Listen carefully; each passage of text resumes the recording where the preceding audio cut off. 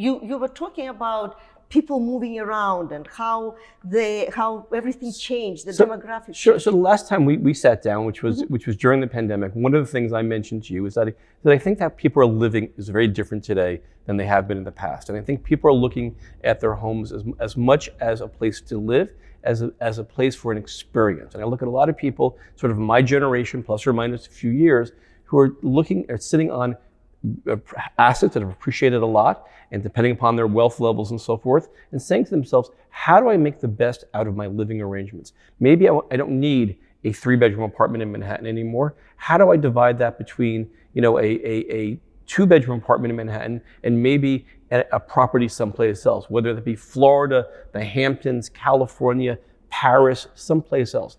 I just, as you know, I've been spending a lot of time in Paris.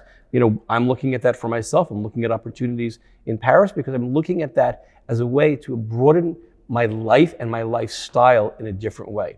I was speaking to a friend of mine just this week who has an apartment here in the city. She's spending a lot of time out in the Hamptons, and she's saying to herself, do I really need as big of an apartment in the city today that comes with a lot of expenses, overhead, and so forth? She's looking to downsize in the city and to spend more time in the Hamptons, again, making her lifestyle very different than it was before the pandemic.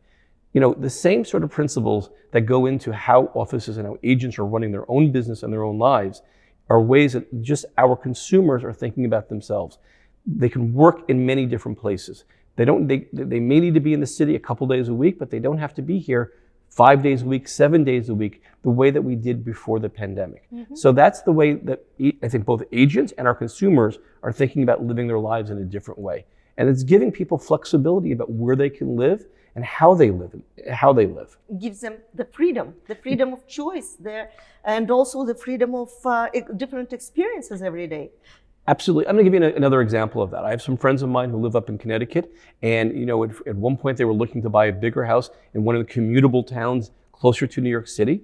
And during the pandemic, they decided, you know what, we're not going to do that anymore. We're going to get a smaller place in the city because they come into the city a couple days a week for business, and we're going to build a bigger house. They have 2 young boys for their family and so forth, a little further out in an area that you wouldn't necessarily think of commutable, but they're looking to have a different lifestyle for themselves, their families, and to raise their children in a beautiful environment, but also have access to New York 1 or 2 days a week when they need it as well. That's a different way of thinking that people are doing today versus pre-pandemic. And it's really the technology of, both the, Zoom, not having to do in-person meetings as much and so forth, that are allowing people to do that.